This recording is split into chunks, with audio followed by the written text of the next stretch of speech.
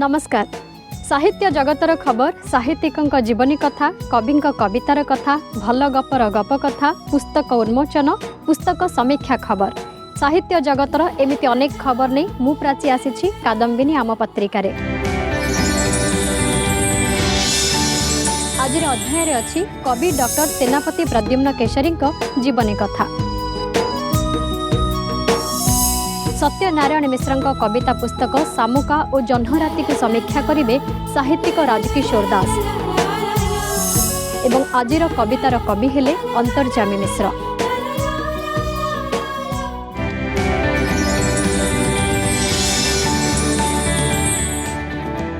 बापा नाली आखि को सामना करी करी तांको भितरे एक वैप्लविक चिंताधारा सृष्टि हुए, जार प्रतिफलन तांको कविता मानकरे देखा जाए।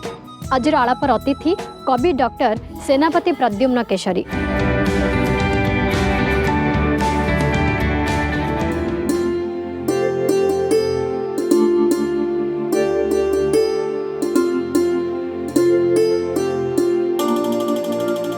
कवि डॉक्टर सेनापति प्रद्युम्न केशरी पिलाबेल कटे नदी नाल सबुज धान खेत आंब तोटा थिबा प्राकृतिक परिवेश रे। धान खेत आंब तोटार प्राकृतिक परिवेश एवं पिलाबेलर एकुटियापण तांकु जणे कवि भावरे गढ़ी तोड़िबारे साहाय्य करिथिला। आम घर प्रकृत रे ब्राह्मणी नदी कूल रे केन्द्रापड़ा जिला पट्टामुंडई अंचल रे आम पिलादिन गाँटा प्रकृत गोटे सबुज धान खेतर घेरा गोटे पल्ली गाँर जो आबहावा सेतबेले थिला एवं पिलादिने आमे मोर सांगसाथी मानक सहित खेलकूद ठारू बेसी एकुटिया आम कोठार पछपट बगीचारे बुलिया को भल पाउथिले। आम कोठार पछपटे पूरा दीर्घ तोटा आमर रही से विभिन्न गछ बापा रेलवे रे थिला बेले सर्विस कला बेले बहुत गछ आनिक सब लगे विभिन्न प्रकार फल गछ से बगीचा भितर बुले। बगीचार शेष मुंडे गोटे बड़ पोखरी अच्छी, पोखरी को पार हो गले लंबा धान बिल कहीं जानी गोटे से एकुटिया प्रकृति भितर बुलाबुली करने भितर मु बाटरे चालू चालू एमती मन को मन गीत गाए, मन को मन फांदी गीत गाउथली, मन को फांदी एवं भूली जाऊली। धीरे धीरे मो भीतर गोटे गोटे आत्म मनस्कता जागृत है जो मु मैट्रिक पास कली राउरकेला पढ़ा को पलैली एवं घर ठारू दूरेई रही से दूरे रहा भितर गोटे जो खालीपण मो भितर सृष्टि है एवं ता बोधे मते कविता आड़ को धीरे धीरे नहीं गला एवं मु कविता लिखा आरंभ कली।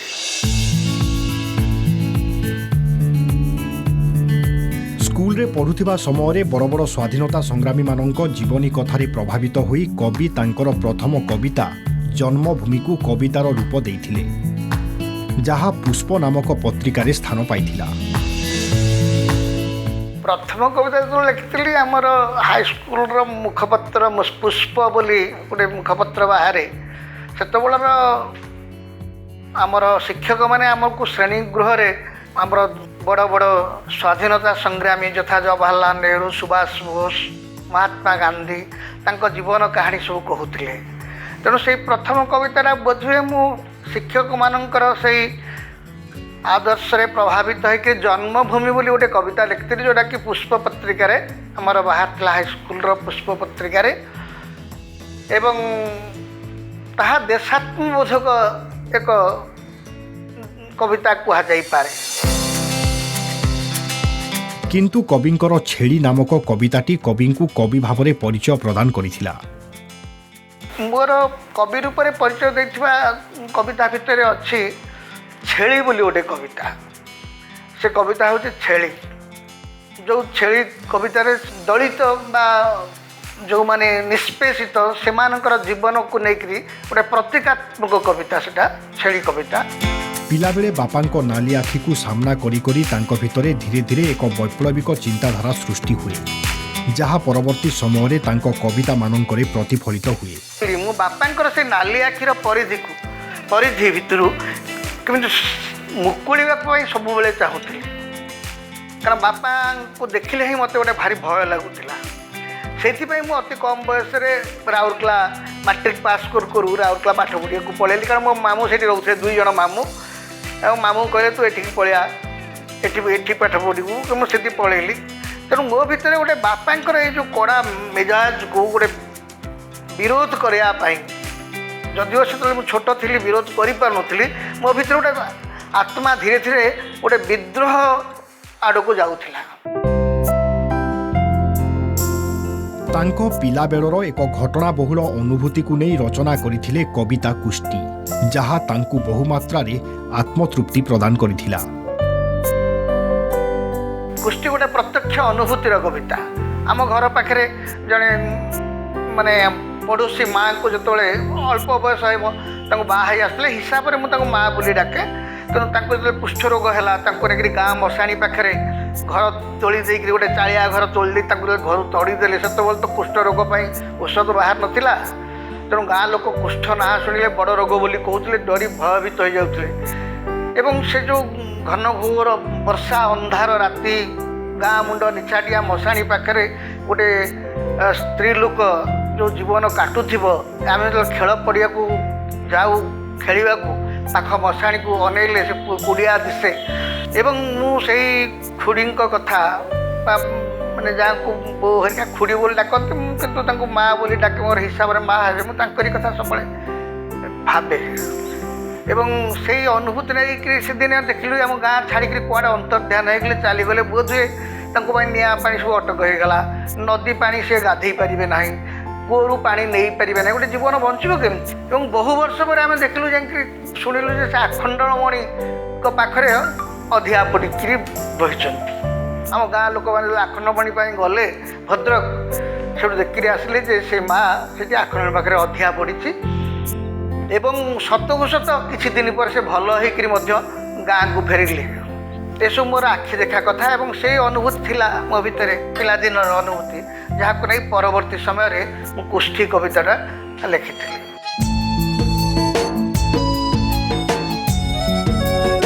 କାଦମ୍ବିନୀ ଏକ ପାରିବାରିକ ବନ୍ଧନ, ଯାହା କାଦମ୍ବିନୀର ପରିଚୟର ସ୍ୱର।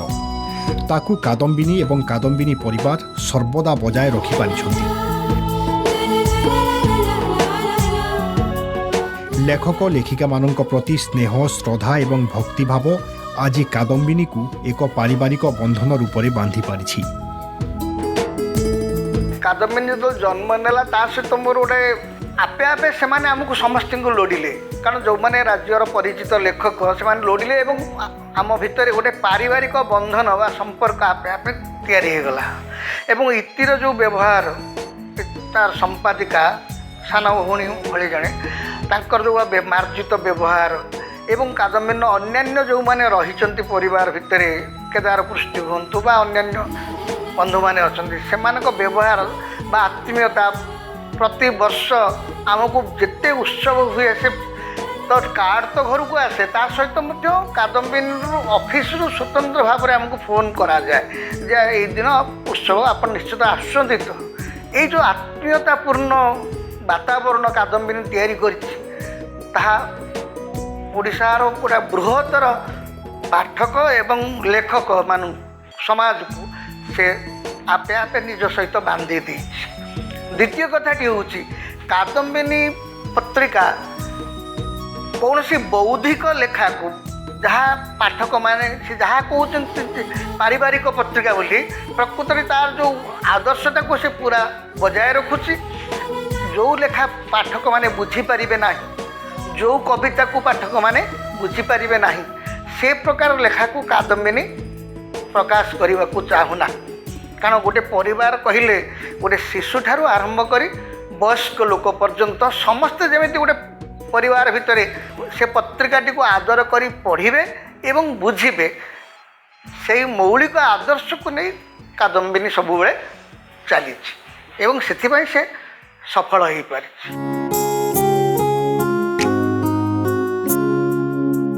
कवि डॉक्टर सेनापति प्रद्युम्न केशरींकर 8टी कविता संकलन महु मुहाण, अलगा अयोध्या, धूली बेश, पूतना, पाप तृष्णा, भाज्य भाजक, खेल छुट्टीर खरा, गोटे इंग्राजी अनुवाद पुस्तक द गेट इज ओपन, गोटे हिंदी अनुवाद पूतना आम बाणी भंडार एक अमूल्य संपद।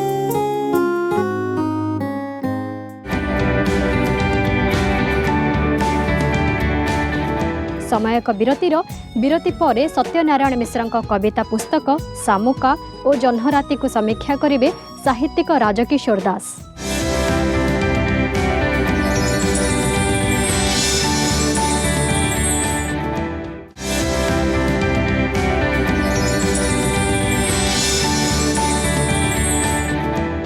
विरति पर स्वागत।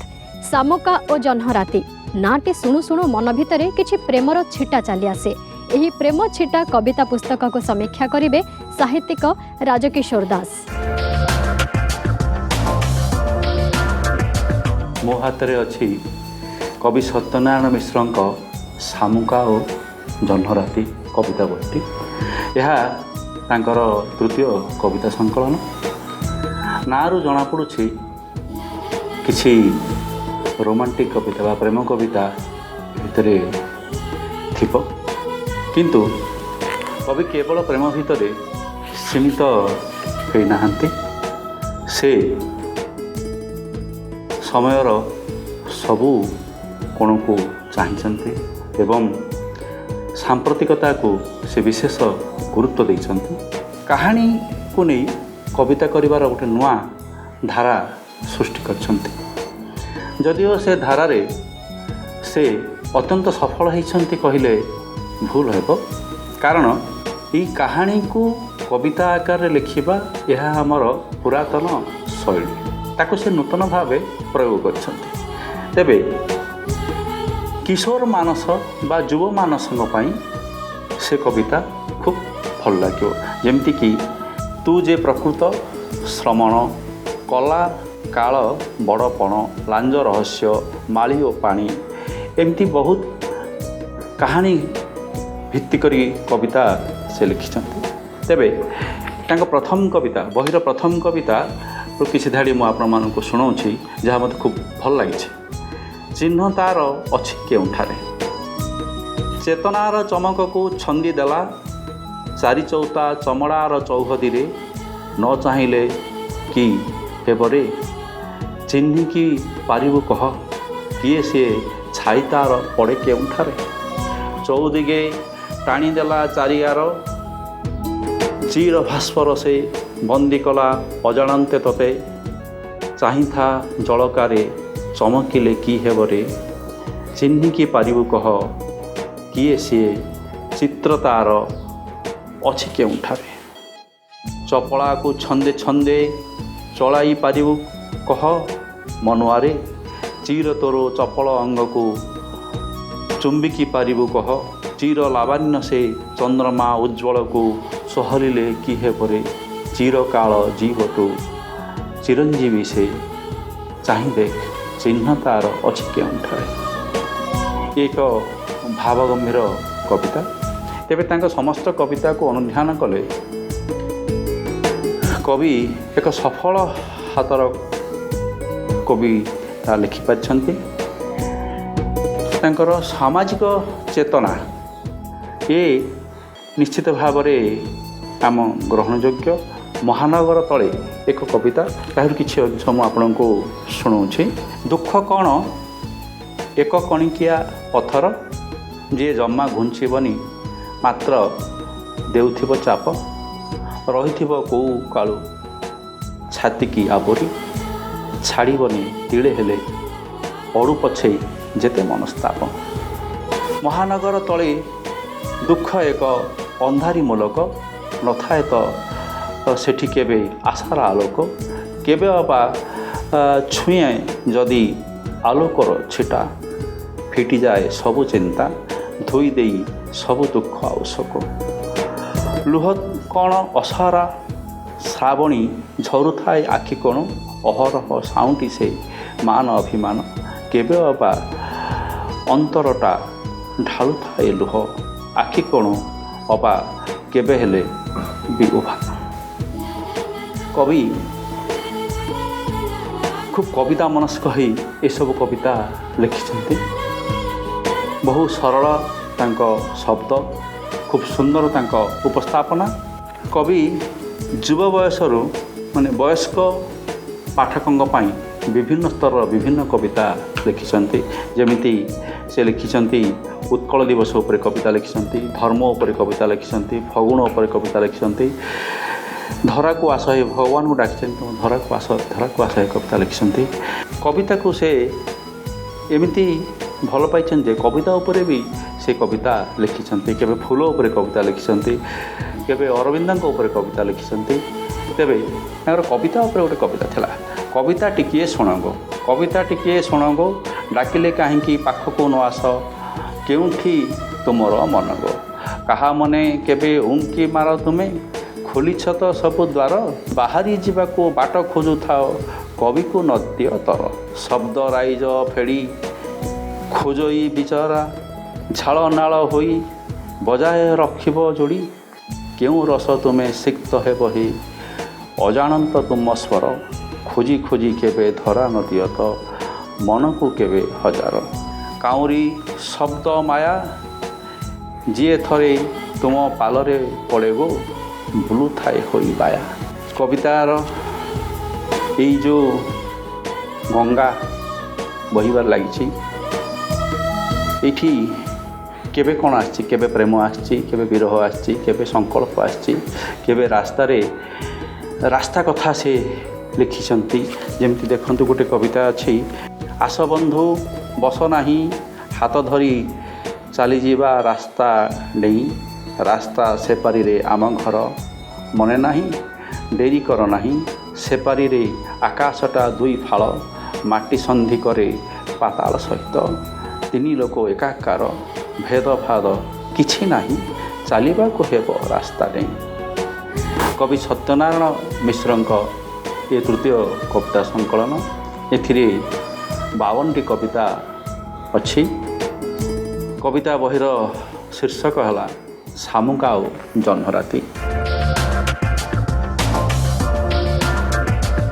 କବିଙ୍କର ଏହା ତୃତୀୟ କବିତା ସଂକଳନ ଅଟେ। ଏଥିରେ 52ଟି କବିତା ସ୍ଥାନ ପାଇଛି। ସମୟ ଆଉ ଏକ ବିରତି ପରେ ଆଜିର କବିତାର କବି ଅନ୍ତର୍ଯ୍ୟାମୀ ମିଶ୍ର ଓ କବିତା ପାଦ।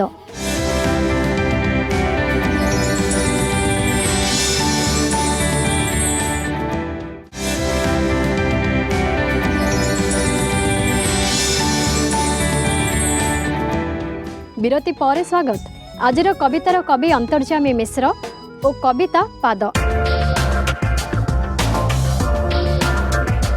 କବିତା ପାଦ। ତୁମେ ଏଇନେ ବୋଧେ ପୋଡ଼ି ପକେଇଲ ମୁଁ ଦେଇଥିବା ଚିଠି ସବୁକୁ, ତୁମେ ଏଇନେ ବୋଧେ ପୋଡ଼ି ପକେଇଲ ମୁଁ ଦେଇଥିବା ଚିଠି ସବୁକୁ, ନହେଲେ କାହିଁକି ମୋ ପାଦଟା ବାଟ ବଣା ହୁଅନ୍ତା। ତୁମର ମନେ ଅଛି କି ନା ମୁଁ ଜାଣିନି, ନଈ କୂଳରେ ବସି ପାଣିକୁ ଦୁଇ ହଳ ପାଦରେ ଚବର ଚବର କରୁଥିଲେ। ହେଁସୁଆତି ଉପରେ ଗୀତ ଗାଉଥିବା କଙ୍କିକୁ ଧରିବା ପାଇଁ କିଛି ବାଟ ଯାଇ ଖୋଦ୍ ଆମେ କଙ୍କି ହେଇଯାଉଥିଲେ।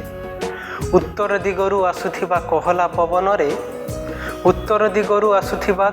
ପବନରେ ତୁମ କେଶ ମୋ ମୁହଁକୁ ଢାଙ୍କି ଦେଉଥିଲା। ନଈ କୂଳରେ ଅଲାଜୁକି ସୁନୁସୁନିଆ ଶାଗ ଆମ ଆଡ଼େ ଚାହିଁ ମୁରୁକି ମୁରୁକି ହସୁଥିଲା।